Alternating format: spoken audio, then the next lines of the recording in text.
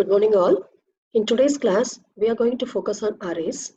The learning outcome of today's class are, we are going to see how to define a 1D array and 2D array, then how to calculate the address of the elements in the 1D array and 2D array, then what are all the operations we can perform in the arrays that we are going to list.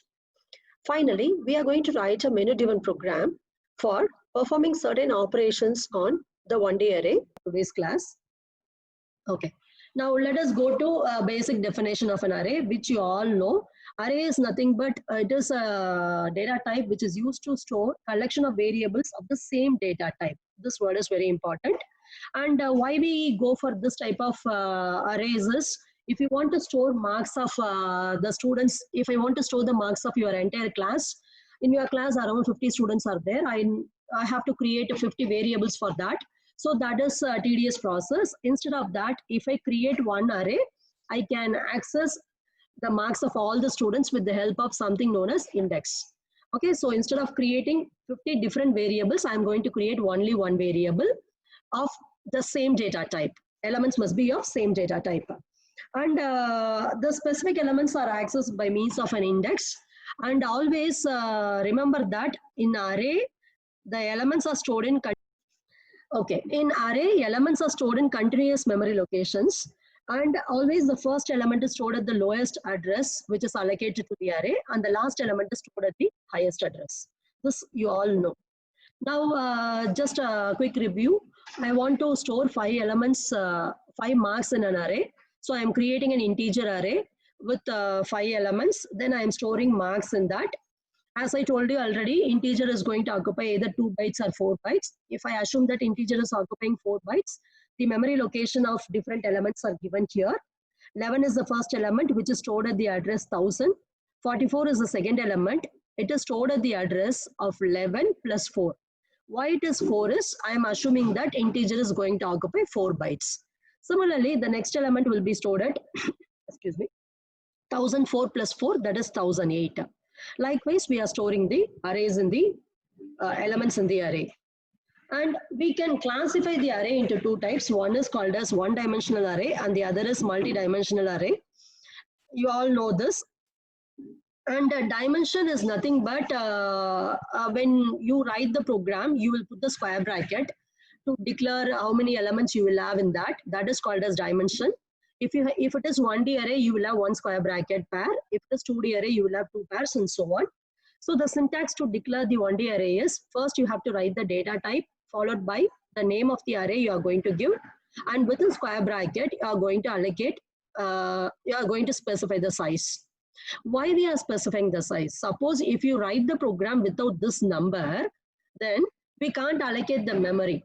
The reason for this data type declaration is compiler will know how much memory must be allocated for storing the elements. So if you don't specify the size, compiler will not know how much memory to allocate. So always specify the size of the array.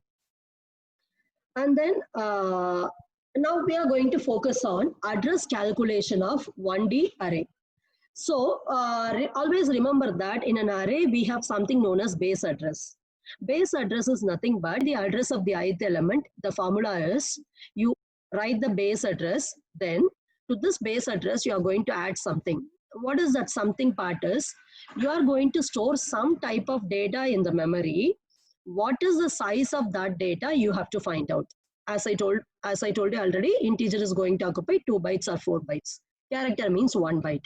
Okay, so that size of data multiplied by which element address you have to find out. That I is nothing but the index. This I will vary from 0 up to n minus 1, where n is total number of elements in the array. So now let us see one example so that you will understand. Here in this array, I am assuming that my first element is stored at the address 1000. So this 1000 is called as base address. Okay, and remaining addresses are automatically calculated by the compiler according to the data type. Now, this 1000 is the base address. Now, size of integer, I am assuming that in my machine, it is going to occupy 4 bytes. Now, I want to find the address of marks of 3. If the array is very small, you can add 12 and you can easily tell. If the array is having 20,000 elements, then we need a formula to find the address of all the elements. For that only we have the formula here. So if I want to find address of Markov 3, I have to use this formula. The base address is now 1000. So write 1000 plus size of the data type.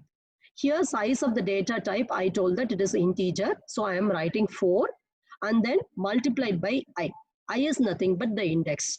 Here it is given that you want to find address of Mark 3. So Markov 3. The index is now 3.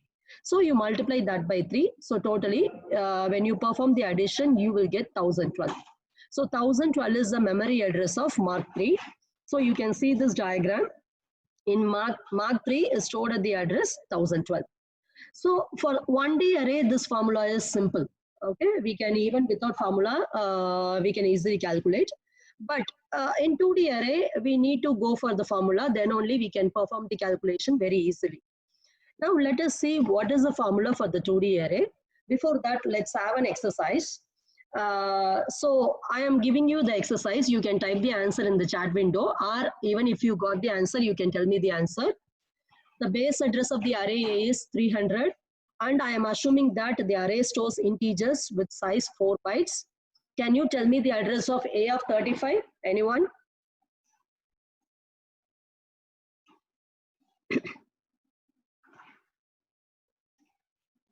$440. Yes, answer is 440. 440. Okay, 440. yeah, it's correct. Answer is 440. So address of A of 35 is nothing but base address plus size is 4 multiplied by, since I want to calculate A of 35, it is 35. So answer is 440. So this is for the 1D array. Now let us move on to multi-dimensional array. So multi-dimensional array is nothing but when the dimension is more than or greater than or equal to 2, we will call it as multi-dimensional array. But generally in all our syllabus, we never focus on 3-dimensional array and so on. We are going to restrict only to 2D array. Okay, but we have 3D array also, and higher dimensional arrays are used in applications like genetic programming and other things. But now we are going to focus only on 2D array. So in 2D array, as we mentioned, there are 2 dimensions as indicated by the square bracket. If it is 3D array, we have 3 dimensions here. Now, if you want to find the memory address for a particular element in the multi-dimensional array, we need to go for something known as in which order the elements are stored in the memory. For that, we have 2 different orders available. Before that, let us just see how the elements are stored. So 2-dimensional array is declared as int a of 3, 4. I'm assuming like this. So in this, the first dimension is, you can imagine 2D array as a matrix. So matrix will have number of rows and then number of columns.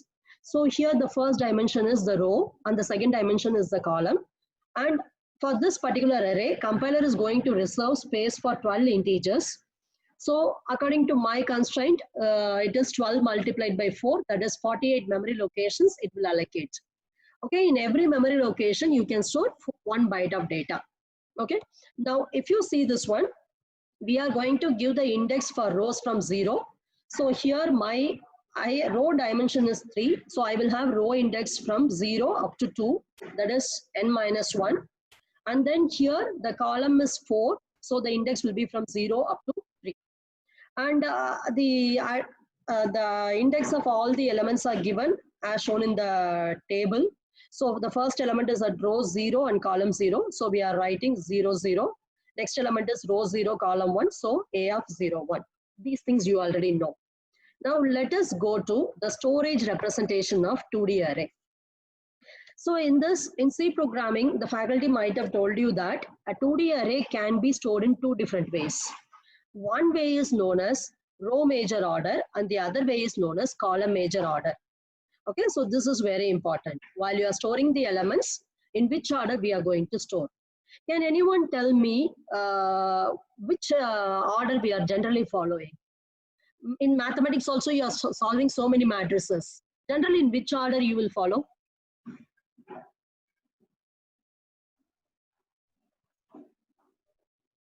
Yes, nobody?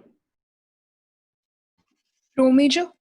Yeah, you will follow row Teacher? major only, row major only. So the general default order followed is row major only in maximum places. Okay, so unless it is specified, you have to assume that you are going to follow row major. So here, what is row major order? Row major order is nothing but the elements of the array are stored in the memory row by row. On what basis we are giving this name is how the elements are stored in the memory. Based on that only we are giving the name. If it is row major order, the elements are stored in the memory row by row. If it is column major order, they will be stored in the memory column by column. Let us understand what this means. Here I have a array as given in the previous slide. Now this array I am going to store it in the memory. So I am going to first explain you how the elements will be stored in row major order. If it is row major order, you can see the diagram. In the diagram, whatever I have written in the top is the address, and inside the cell I have represented value of the elements. If it is row major order, there are 3 rows here.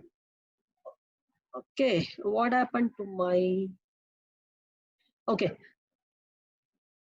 I have done a mistake in the diagram representation. Okay, don't while drawing the diagram, I have done a mistake.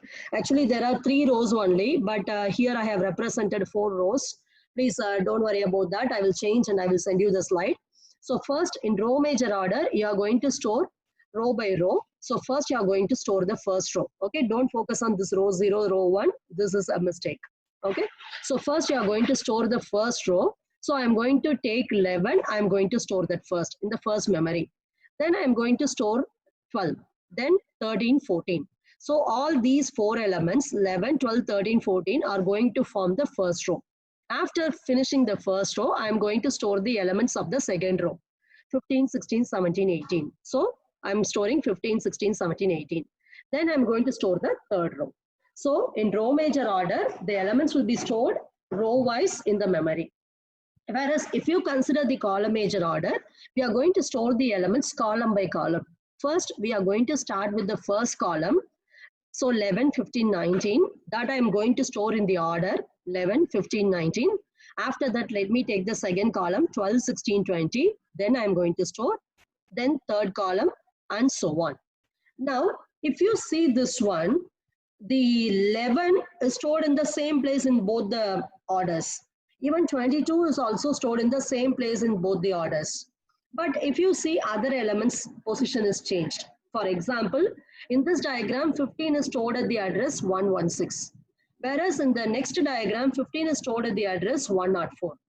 Okay, so how to calculate the address? What is the formula to calculate the address of the array in case of row major order and column major order? This is very important. The formula is very important. Try to understand it. Actually, in this formula, I am assuming that we are following the index starting from 0. In some programming languages, array index will start from 1. Okay, there you can't apply this formula. You can apply this if the index starts with 0. If it starts with 1, wherever you have I and j, you have to put I minus 1, j minus 1. Let us not focus on that because we are constrained. We are going to focus only on C programming where the index starts with 0 only. Okay, so address calculation of 2D array is, I am considering an array with m rows and then n columns. Okay, in that, if you go for row major order, if you want to calculate the address of the element a of ij, you have to use first I is nothing but row. Okay, row index. That row index multiplied by n. What is this n is? Total number of columns. Okay, then add the column index to that, that is add j to that. Okay, this is going to tell you how many elements are there so far before this element, including that element. Okay, then multiplied by the size of the array, then size of the element in the array, then add the base address to that. Okay, let me repeat again. So first take the row index of the element, then multiplied by n, where n is nothing but number of columns, then add the column index to that, column index of the element for which you want to find the address, then multiply the entire thing by the size of the elements stored in the array, then add the base address to that. this is a row major order. If it is column major order, where you just interchange the position of I and j, just by heart one, remaining you simply change it.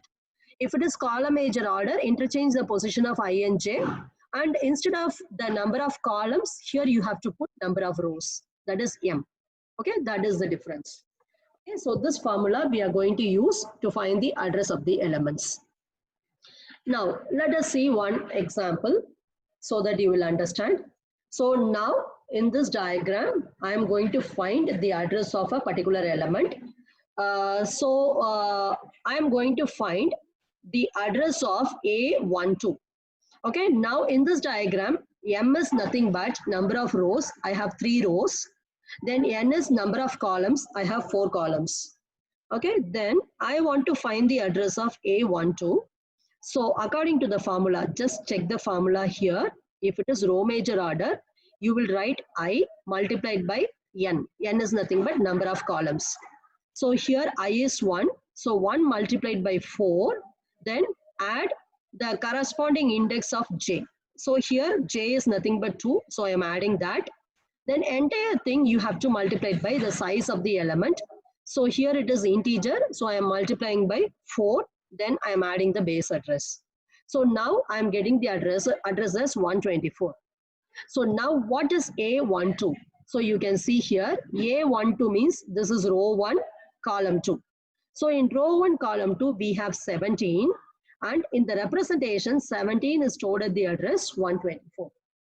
So this type of formula is useful when our dimension of the array is that is number of rows and number of columns are very large number. Then you can use the formula to calculate the address of a particular element. Okay, so the same thing the same formula you can use to find the address if the elements are stored in column major order. So in column major order, we have the formula as A of ij equal to j multiplied by m plus I multiplied by size plus the base address. So here you can substitute the corresponding values. Now m is the number of rows is 3 and number of columns is 4 according to this diagram. I want to find the address of A of 1, 2. So here I is 1, the row index, and j is the column index, that is 2. So simply substitute the values in this formula, and then I'm getting the address as 128. So A of 1, 2 is nothing but the same element 17. Now according to this representation, 17 is stored at 128. You can go to the address and check. In 128 we have 17. Okay, so this is a simple formula to calculate the address of the elements in the column major order. Now let us move on to the operations we can perform on arrays. So I already told you we are going to focus on abstract data types, and I already told you what is an abstract data type. With an example I illustrated. Abstract data type is nothing but you will specify 2 things in that. One is known as what data you are going to operate, and then what operation you are going to perform on the data. Okay, you are going to specify only the operations. You will not specify how the operations are implemented. With the help of ATM example and then car example, I already explained it. So when we write ADT program, ADT means abstract data type programs, we should be clear about what operations we are going to perform. Okay, generally in our syllabus, we are going to perform basic operations like creating, okay, and then traversing, then insert, delete, search, and sort. These operations we are going to perform. So today we are going to focus how these operations are performed in one-dimensional array. And I'm not going to finish all the operations today. I'm going to finish only the first 4 operations. Searching and sorting you can do because already in C programming you have studied linear search as well as binary search. Both searches you have studied. Then sorting also you have studied bubble sort. That you can do. Just today's class I will give you a guideline how we are going to write these programs with the help of a menu driven program. Okay, let us see an example. First let us see what is called as creating an array. Actually this word is meaningful when we go for dynamic memory allocation. That we will do only starting from the linked list unit. That is the third unit. Now we are going to assume that our array creation is static memory allocation. Okay. Can anyone tell me what is the difference between static memory allocation and dynamic memory allocation?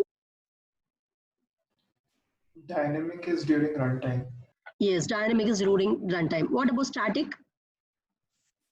During compilation. Before. Yeah, static is during compile time. So when the compiler compiles the program, if it is allocating the memory at that time, that is called as compile time or static memory allocation. If it does not allocate the memory during compile time, if it allocates during the run time, it is called as dynamic memory allocation. Now, this example, int a of 10, is it runtime memory allocation or compile time allocation? Compile time. This is compile time memory allocation. For dynamic memory allocation, we are going to use functions, built-in functions which are available in C programming. Those functions are malloc, calloc, then realloc, and then free. All those four functions we will be using during dynamic memory allocation. Now we are going to focus only on static memory allocation. So here I am writing int a of 10. When the compiler compiles this particular statement, what it will do is, it will allocate the memory for storing the elements. So according to this definition, can anyone tell me how many memory locations will be allocated by the compiler to this array?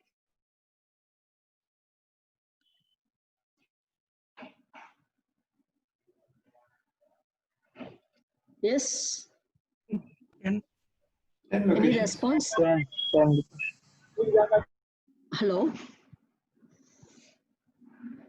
10. 10 locations. 10 locations or 10 elements. So here 10 is nothing but number of elements in the array.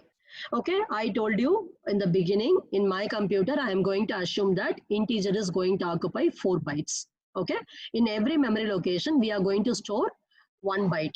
Okay, so to store one integer, you need 4 memory locations. So to store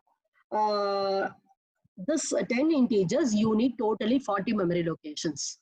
Okay, totally 40 memory locations will be there. But here I have written only the index in this. I'm not writing the address of the elements. I have written the index of the elements. Okay, so for this particular array declaration, compiler is going to allocate 40 memory locations because there are 10 elements and each element is going to occupy 4 memory locations. So totally 40 memory locations. And here I have written the index of the elements.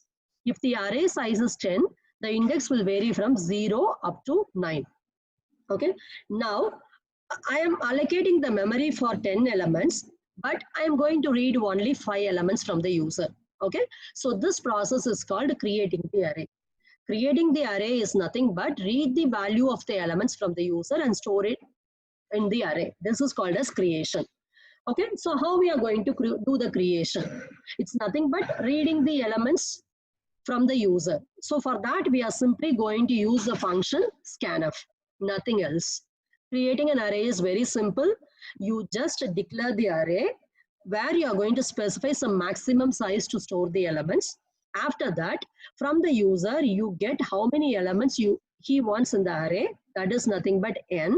Then from the user, you are going to get all the 5 elements one by one and store it in the array with the all of a sudden some discussion were going on. Okay, so we are going to write a modular programming approach. For everything we are going to write here afterwards functions only.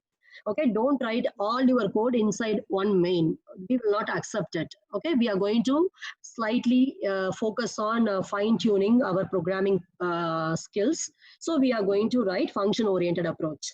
Okay, so now I have written the same program which you are doing for one semester in C programming, but in a function oriented way. Okay, so first we are going to write the main program. So the main program always I will write at the end so that I will not define any prototype for the function. So you all know that any function will have 3 things. One is function prototype, then function definition, and then function call. Okay, can anyone tell me what is this function starting from line number 4 up to line number 9? Is it function prototype or function definition or function call? Function definition. Function definition. So function definition is nothing but writing the entire body of the function. And which is the function call? Can you point the line number where we have the function call?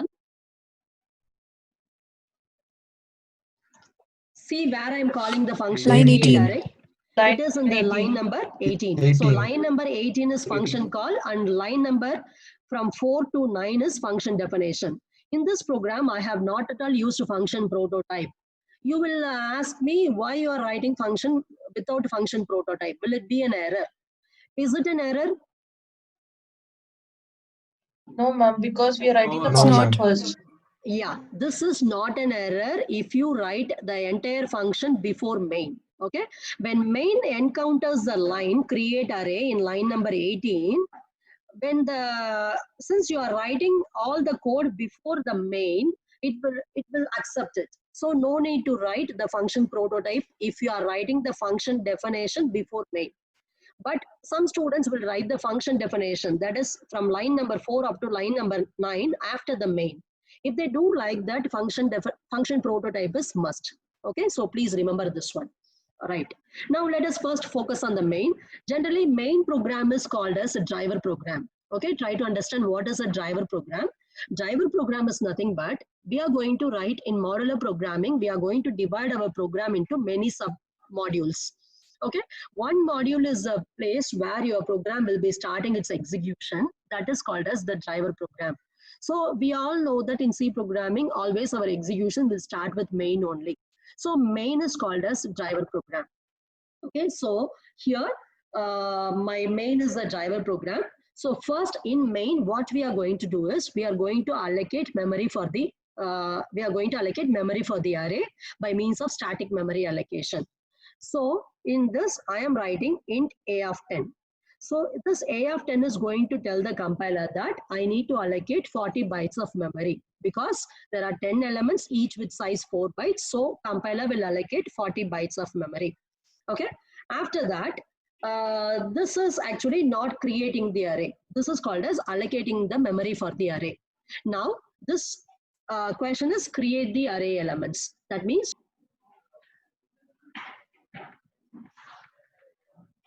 okay, so we are going to create the array. So for that, I am going to write a function called create array. So first, before creating the array, I have to get how many elements are there in the array from the user. So I am asking the value of n from the user. Once the user types n, I am reading n, which is nothing but number of elements with the help of a scanf function. Now remember, our modular programming is we are going to create a function called create array, which is going to accept the value of n and then the memory allocated for the array, then it will get the value of the elements from the user. So we are going to call the function create array. Now students, I want to tell you one approach to be followed here afterwards. There are certain naming conventions we are going to follow. So the naming convention here is when you are writing function name, if the function is having multiple words in that, right? This is known as camel case. Camel case is nothing but in the first word, write all as small letters. Then from the second word onwards, the first letter of every word should be a capital letter. Even if you don't follow this, it is not a problem, but try to follow the coding convention. Then only you will not face problems when you go out and work. Okay. In outside world, people are following coding convention only. So we will follow from here afterwards. So create array is containing two words. I am writing the first word, all the letters are smaller letters, whereas in the second word, first letter should be a capital letter. Okay. Now what I have to pass this pass to this function. So remember, for this function, we are going to now pass two parameters. Why I am passing two parameters is, first parameter is what is the memory allocated to the array, that I have to pass. And the second parameter is, in the function only, I am going to get the value for the elements. So I should also pass how many elements are there according to my requirement. So that is nothing but n value. So pass the address, which is nothing but a and then n. Can anyone tell me here, I am writing as a. Actually, what will be passed if I write the array name? All of you have studied this. Yeah. In the base address or The the base address of the Base address. the first The base index. address of the array. So when you, in case of an array, if you write the array name, that is going to refer to the base address of the array. Okay, so when you are writing here as A, you are passing the address of the array itself. Okay, but here this n is nothing but normal variable. It is not an array. Okay, so if you write this n, this is not going to pass the address of n. It will just make a copy of n in the function call. Okay, remember, only for this array A, we are writing the name. This is nothing but the base address. We are passing the address itself for the array A. But for n, it is not an array. It is a single integer. Always normal integers will be passed by value only, where one extra copy will be created in the called function. Okay, so you are not going to pass this by array. Okay, so if you do any changes in the array A in the called function, this is the called function, that will be reflected in the main function also. Why it is reflected in the main function is we are passing the address of the array. So if you do any changes in the array in the called function, it will be reflected in the main function. Whereas if you do any changes in the variable n in the called function, it will not be reflected in the main function. Are you able to understand this clearly? Otherwise, you will not know what you have to return, whether I should return or not, that you will not understand. Are you able to understand about A and N in the called function? Since we are passing, Yes, ma'am. since we are passing A as an array, we are passing the address of the array. So no need to do any return statement with respect to the array, because all the changes you are doing in the called function will be reflected in the main function also. But n is a normal integer variable that will be passed by value only. You are not passing the address. So one copy of n will be made here. Okay, therefore, whatever changes you are doing here in n, that will not be reflected in the main function. So remember that. Now, let us see our function now. In the function definition, first we are going to write the return type. Now, let me tell you why I have written void. Why not integer? Now, void is nothing but when you are returning anything, you will write the return type. If you don't return any value from the function, you will write void only. Now, in this array, I am going to, in this function, I am going to get the values for the array elements and store it in the memory. Okay, when I store it in the memory, the changes I do here again will be reflected in the main function because I pass the address of the array. Okay, my aim here is only to store the elements in the memory location of the array. I am not going to do any change with respect to this n. Okay, and whatever you store in the memory, that will be automatically reflected in the main function also. So no need to return any value from the function. So I am writing void. Okay, so be careful with the return type. In this function, since I am not returning anything, I am writing void. Remaining things you know. Now try to understand the function call and the function definition. In the function call, focus on line number 18. In function call, we are writing only the name of the array. Don't put square bracket in that. Okay, whereas, and also don't write the data type also in the function call. In the function definition, when you pass an array, remember, you should write the data type of the array, then write the name of the array, and then put square bracket with empty. Even if you specify the size, that is not a problem, but don't forget the square bracket, okay? Because you are passing an array, so don't forget the square bracket. So I am writing the square bracket. Then n is a normal variable, so I am writing int n. And in this line, can I leave integer? Can I leave int in any of the two declaration? Is it fine or any error will come? It will show error. You will receive error, ma'am. It will show an error. So don't forget this integer. Okay, so it is very, very important. Don't forget the integer. Data type is must. Okay, now what we are doing here is the normal for loop you use to get the elements for the array. Okay, so now in the for loop, I'm going to use the index I. So I'm writing int I. Then for I equal to 0, I less than n, I plus plus. because the array index is going to start with 0 up to n minus 1 only, since we have n elements. So I am writing the for loop as I equal to 0. Either you can use I less than n, or you can even write I less than or equal to n minus 1. It is up to you. Then I plus plus. What I am doing in the function create array is just I am going to read the value of the elements from the user. So I am writing the scanf statement, scanf %t comma ampersand a of I. If I do that, I'm going to get the value for the array elements. I'm going to store it in the array. Now, one question to you. Actually, this program I have typed in the online compiler. Okay, many of you are now practicing only online compiler. In online compiler, in line number 7, if I write int I is equal to 0, if I remove line number 6 also, it will work. But always follow the programming convention. In C programming, we have to declare all the variables in the beginning of the function. Don't declare the variable in the middle of the function. Okay. Even in the online compiler, it will accept, the online compilers will accept, but don't follow the convention. Follow the proper convention of C programming. Okay. So declare all the variables. Once you open the curly brace, you declare all the variables you want. Then after that, you write your function. Right. So now my function is over. Okay, so very important thing I want to tell you here is why I have written void, then why this is square bracket. Square bracket is only for array. Why I am writing void is since I am passing the address of the array, no need to return anything. All the changes will be done in the array itself. Okay, and finally, when this curly brace comes, control will come to the line number 18 and it will continue with the remaining part of the program. Okay, so now this is.